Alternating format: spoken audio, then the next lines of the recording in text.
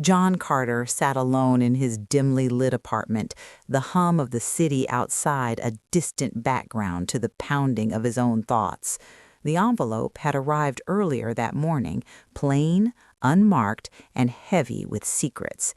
Inside was a USB drive, tucked into a simple piece of cardboard with a single line scrawled in neat handwriting. "Some things are better left buried." The words sent a chill down his spine, but John's curiosity, a trait that had both made his career and haunted his dreams, would not allow him to ignore it. He poured himself a cup of black coffee, its bitter aroma mixing with the faint scent of rain seeping through the cracked window frame. He sat at his desk and plugged the drive into his laptop, wincing as the familiar warning tone of unknown files filled the room. But hesitating even a second felt impossible.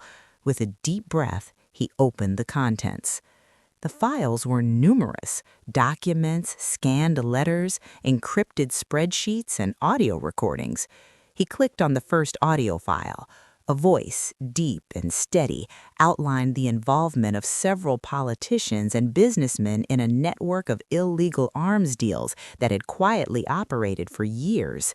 John felt his pulse quicken.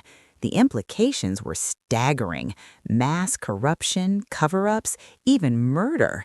This was no ordinary story. It was explosive. As he listened, John's instincts screamed at him that someone, somewhere, was watching. He brushed it off as paranoia. After all, journalists always felt like they were being followed when chasing dangerous leads. But as he delved deeper into the files, he noticed something odd. Metadata in the documents hinted that some of them had been accessed from computers within the city limits very recently. The conspirators weren't just historical figures. They were active, nearby, and aware that someone was sniffing around their operations. John leaned back, rubbing his eyes. He had faced threats before, exposed a crooked mayor, revealed embezzlement scandals, but this felt different. The scale was enormous, and the players were powerful. His gaze drifted to the small security camera perched in the corner of his apartment. He had installed it for extra precaution, but tonight, the idea of surveillance felt more like a warning than protection. A knock on his door startled him. He froze. He wasn't expecting anyone. Another knock, more insistent. He crept to the peephole, heart hammering, and saw only shadows. No one.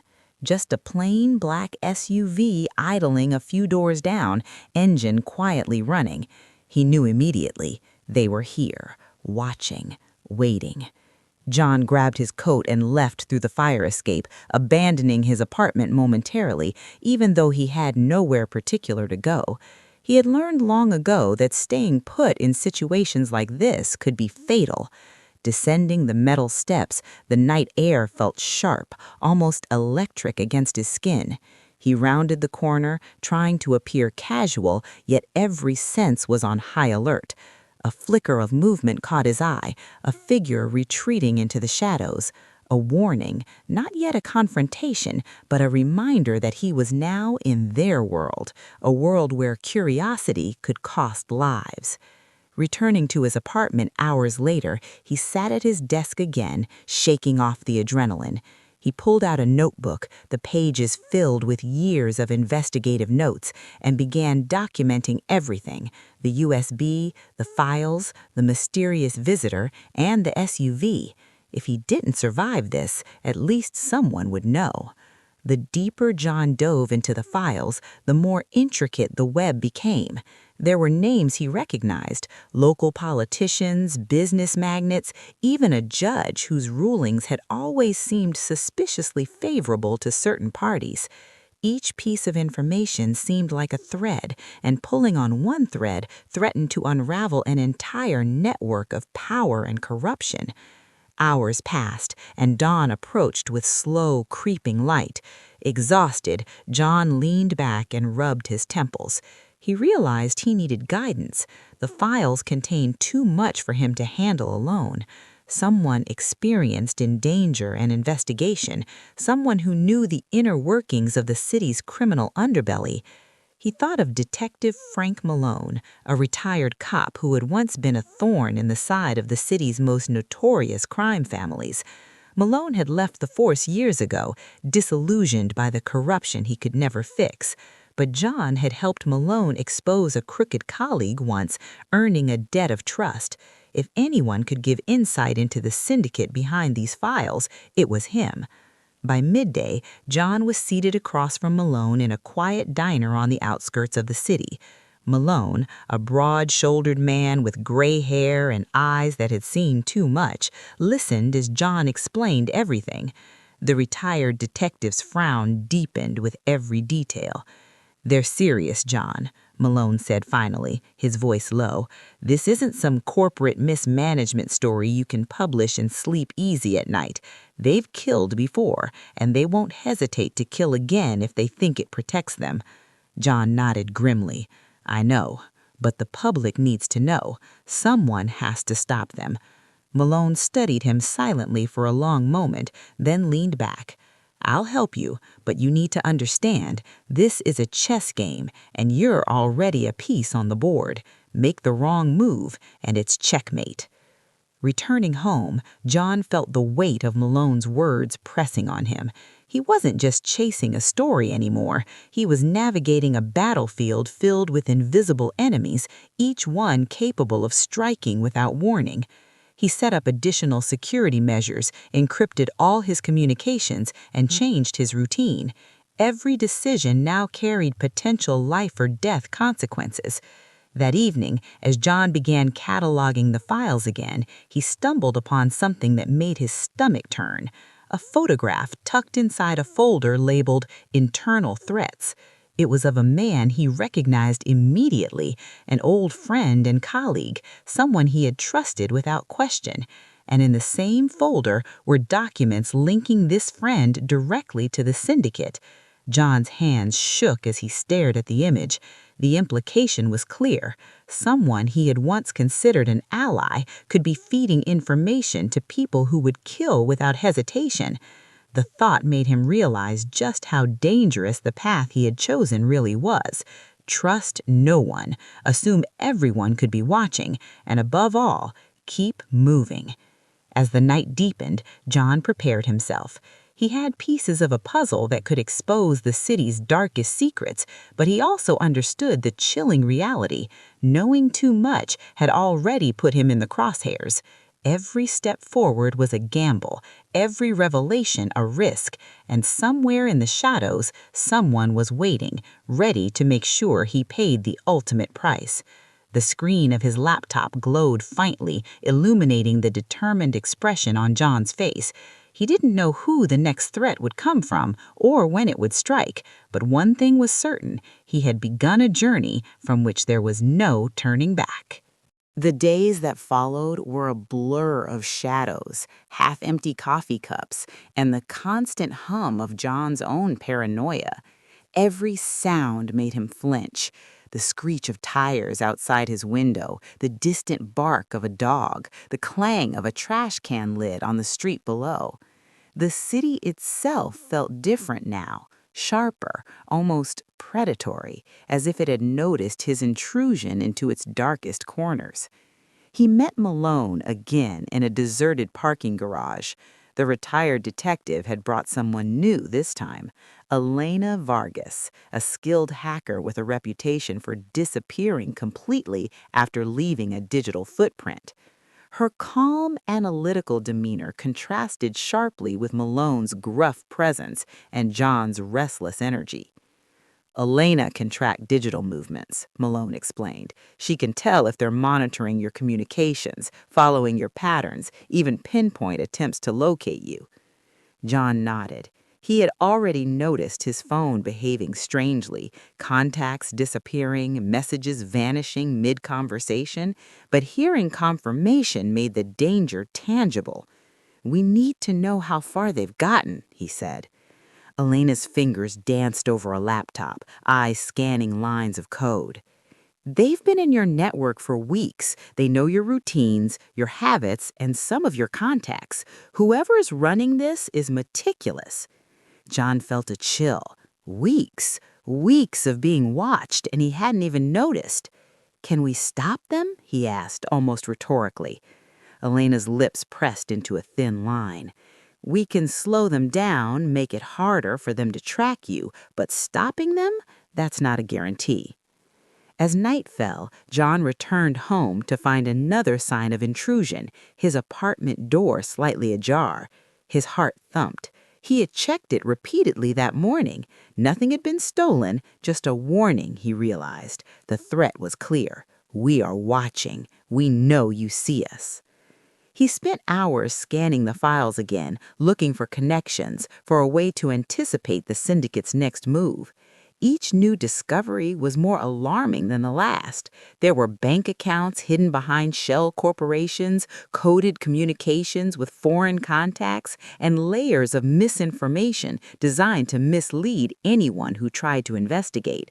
And always, lurking behind the data, were the names he had started to recognize: politicians, businessmen, even judges whose rulings had favored syndicate interests for years. The stakes became painfully personal when John discovered that one of his old sources, Marcus, a mid-level analyst with access to internal syndicate communications, had disappeared. There was no note, no trace, just an empty apartment and a voicemail that ended mid-sentence. John's stomach knotted. If Marcus had been silenced, it was only a matter of time before they came for him. That evening, as John sat in a quiet diner trying to focus on notes and coffee, he noticed a man at a nearby table who seemed too interested in him. He shifted slightly, pretending to read a newspaper, but every instinct screamed that this was no coincidence. When he stepped outside, the man followed, blending into the crowd, yet always maintaining a deliberate distance. John ducked into an alley, heart racing. The man paused at the entrance, scanning the area, then moved on, disappearing into the night. It was a small victory, but enough to remind him the syndicate was relentless, and now they were closing in. The following days were a tense blur of encrypted calls, late-night stakeouts, and constant relocation. John avoided patterns wherever possible, never staying in one place longer than necessary. Malone taught him old-school tactics: how to spot surveillance, how to lose a tail in an urban environment, how to read subtle movements that hinted at danger. Elena worked tirelessly to create digital smokescreens, hiding John's online presence from prying eyes. Even with these precautions, the pressure mounted. Anonymous threats arrived: a photo of his apartment taken from across the street, a typed note slid under his door, a message on a hacked voicemail: "Stop looking or you'll disappear like Marcus." John felt the weight of isolation pressing down. Friends he hadn't spoken to in years reached out, unaware of his situation, but even casual interactions became dangerous.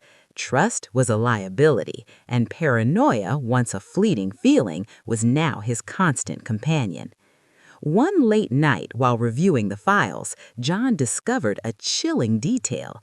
The syndicate had not only been monitoring him, they had mapped his entire network of contacts. Any attempt to share the information without careful planning would put everyone involved in danger. He realized that going public recklessly was not an option. He needed a controlled, precise plan. Then came the breaking point. On a rainy evening, John returned home to find his car tires slashed, a message etched in the hood in red: "We warned you." The threat was no longer abstract. It was immediate, tangible. Someone had been inside his vehicle while he was gone, someone bold enough to leave a message, confident that John would see it. Malone arrived within the hour. He surveyed the damage, his face grim. "They want you scared, but this is more than intimidation. This is a warning. They'll escalate next time." John's thoughts raced. The files were his lifeline, the proof that could dismantle the syndicate, but they were also his leash, keeping him in a deadly game he had no choice but to play. He had to act carefully, strategically, or all would be lost. As he lay awake that night, listening to the patter of rain against the window, he mapped out the next steps in his mind: identify safe locations, create digital backups, and prepare for the extraction of the files to a trusted journalist. He knew the next encounter could be his last if he wasn't prepared.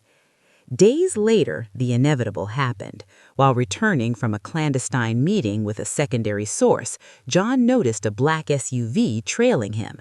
At first, he thought it was coincidence, but the SUV mirrored every turn he took, every detour, every stop. Adrenaline surged as he realized the syndicate had found him again.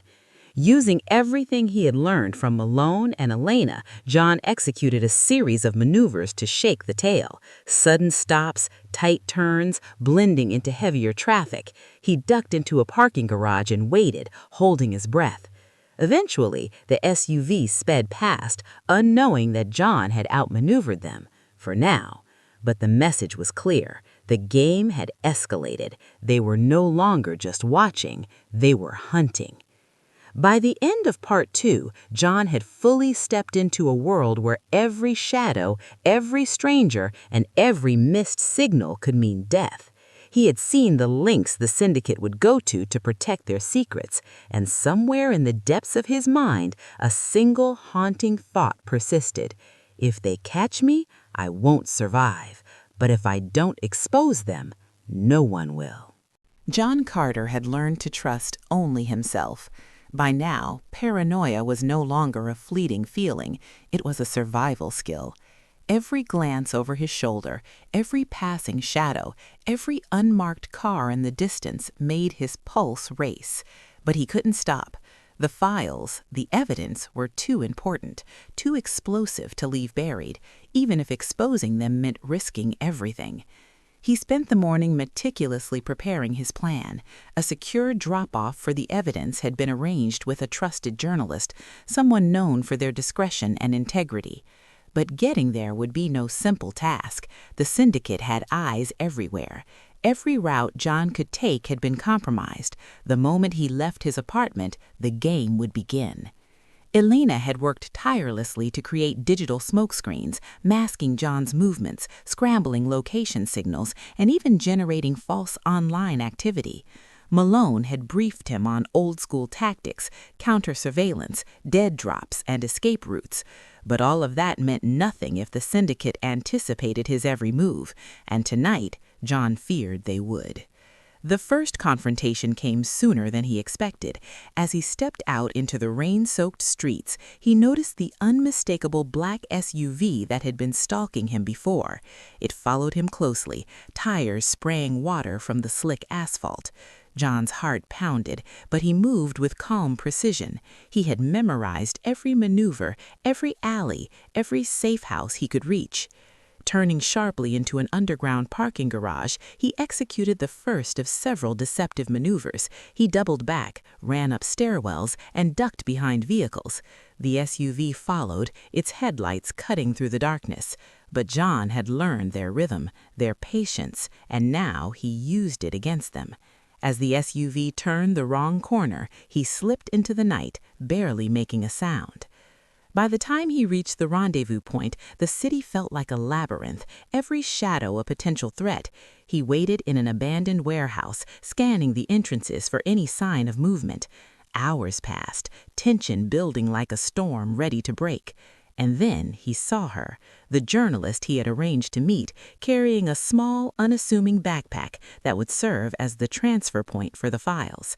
But the relief was fleeting. A sharp noise from behind made John spin. 2 men emerged from the shadows, guns drawn. Their movements were precise, practiced. The syndicate had found him, and they weren't negotiating. John's training kicked in. He dove to the side, rolling behind a stack of crates. Gunfire erupted, echoing through the warehouse. John returned fire, but his main focus was survival. He needed to ensure the files reached the journalist. With a quick glance, he saw the journalist drop the backpack and flee to a side exit. He used the chaos as cover, weaving through the crates, narrowly avoiding gunfire. A spray of bullets hit the metal wall near his head, sending sparks flying. His mind raced. If he didn't get out now, years of investigative work and countless lives tied to the truth would be lost. Outside, rain-slicked streets became a battlefield. John sprinted, ducking behind parked cars and trash bins. The men pursued relentlessly, but John knew the city better than anyone. He led them through a series of pre-planned detours, using crowded streets and construction zones to his advantage. In the midst of the chase, betrayal struck. A former ally, someone John had once considered a friend, appeared at a crossroad, blocking his escape. The realization hit like a thunderclap. Someone in his inner circle had been feeding information to the syndicate all along. Trust, he learned, was a luxury he could no longer afford.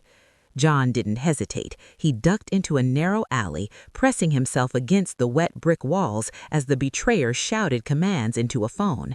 Moments later, the SUV screeched into view, following the signals that had been fed to them.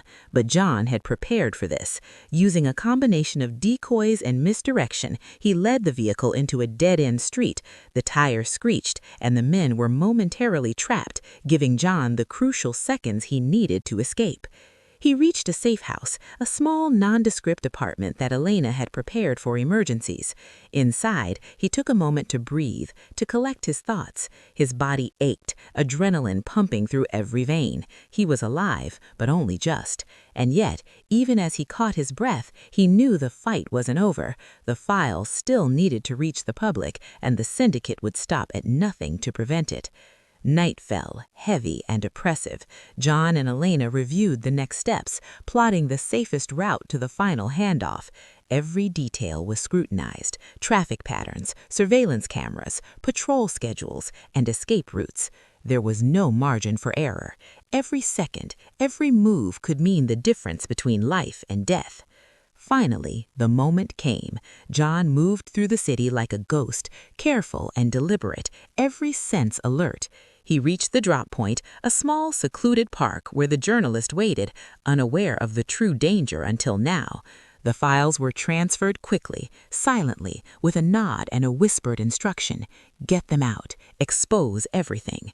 But as John turned to leave, he felt the unmistakable heat of a gun barrel pressing against his back. A shadow moved into view, another syndicate operative, waiting for the final strike. The fight that followed was brutal and immediate. John twisted, elbowed the man, and ran, bullets ricocheting off nearby metal structures. Pain seared through his shoulder, but he kept moving, every step fueled by sheer determination. By the time he ducked into a narrow alley, bleeding and exhausted, the reality hit him. He had survived, but only just. The files were safe, in the hands of someone who could expose the syndicate, but he had paid a cost, physically and emotionally, that would leave scars for the rest of his life. Part 3 closes with John standing in the rain, soaked, battered, and breathing hard. The city loomed around him, a mixture of danger and opportunity. He had won this round, but the syndicate was still out there. The next encounter could be deadly. The stakes had never been higher. The audience is left on edge, fully immersed in a high-stakes game of cat and mouse. Every moment teeters on the edge of violence, betrayal, and survival, ensuring that Part 4 will deliver the climactic resolution and the ultimate price John must pay. The rain had turned the city streets into slick rivers of light, reflecting neon signs and headlights in fractured patterns.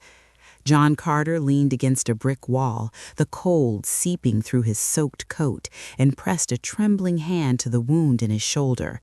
The pain was sharp, but adrenaline kept him moving.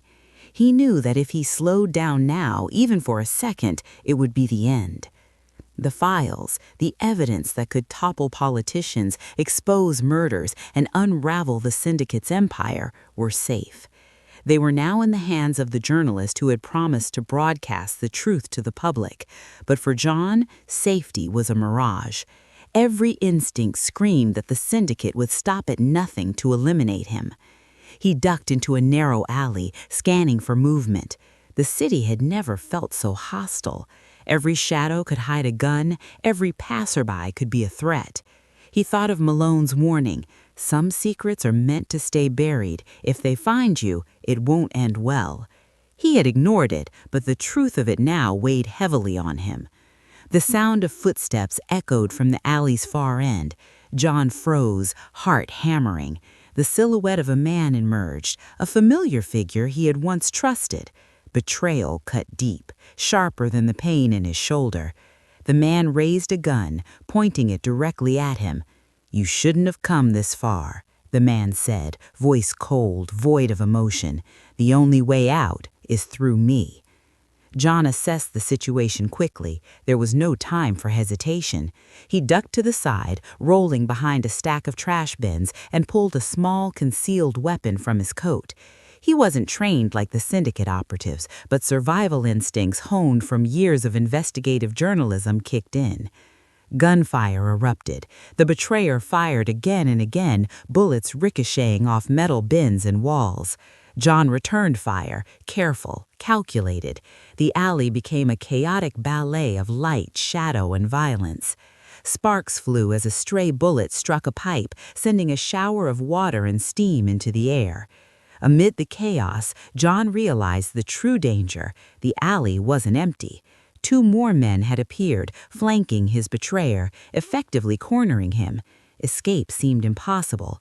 His shoulder throbbed violently, but he forced himself to move, weaving through the debris and using the chaos as cover.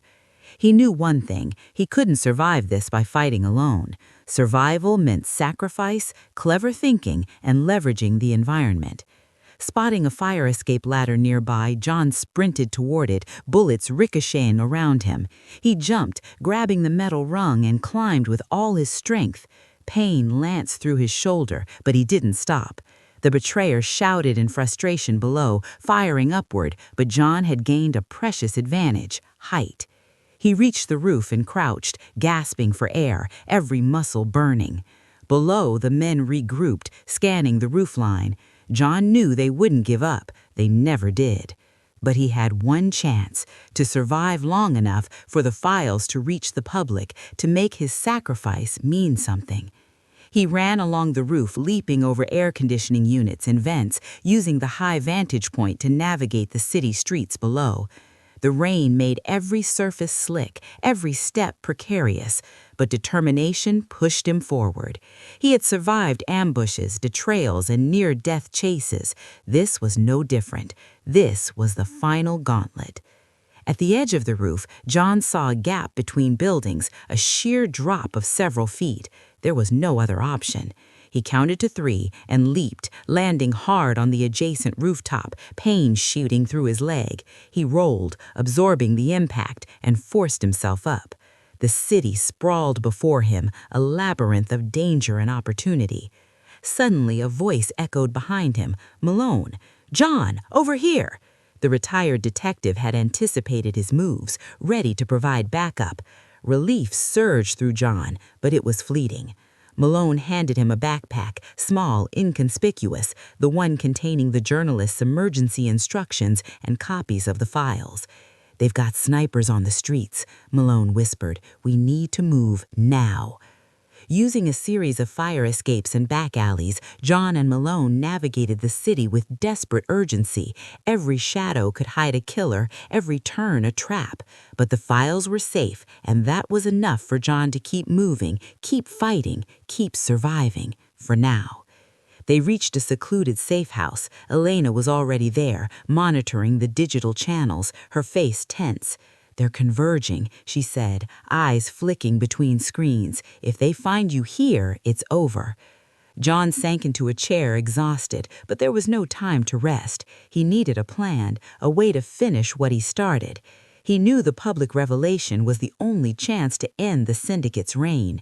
He called the journalist, giving precise instructions to air the files immediately, ensuring maximum exposure.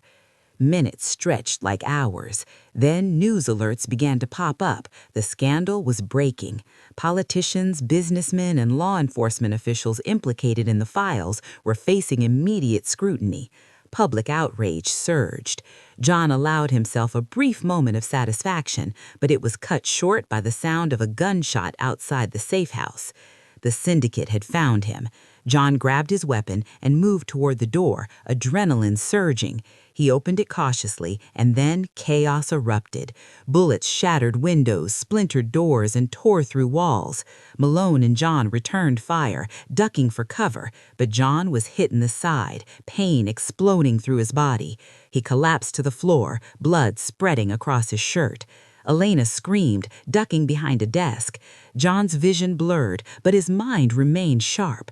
The files were safe. That was all that mattered. He had survived this long, and he had accomplished what he came to do. He had exposed the truth. As the assailants retreated, frustrated by the chaos and the sudden arrival of police alerted by Elena's emergency calls, John slumped against the wall, gasping. Malone knelt beside him, gripping his shoulder. "You did it, John! You got him!" John tried to speak, but the words came out as a whisper. The files, the truth must live. His eyes fluttered closed. The room was silent except for the rain pattering against the windows. John Carter, the man who had dared to know too much, had paid the ultimate price. He would not see the aftermath, would not witness justice unfolding, but his work, his courage, and his sacrifice had ensured that the syndicate's empire of corruption was exposed. In the days that followed, arrests were made, resignations tendered, and trials began. The city buzzed with shock, outrage, and relief. John's name became synonymous with bravery, intelligence, and the perilous pursuit of truth. At a quiet memorial, Malone stood beside Elena, placing a hand on the small memorial plaque dedicated to John. "He knew too much," Malone said, voice low, "and he paid the deadly price, but he made it count. He made sure the world knew." Elena nodded, eyes glistening with tears. He gave them a chance, a real chance, and he didn't fail. The final scene lingered on John's notebooks and encrypted drives, preserved in a secure vault. The camera panned slowly across them, a testament to a man who had faced overwhelming danger, survived betrayal, and sacrificed everything to bring the truth to light. His story and the truth he uncovered would live on, a stark reminder of the deadly cost of knowing too much.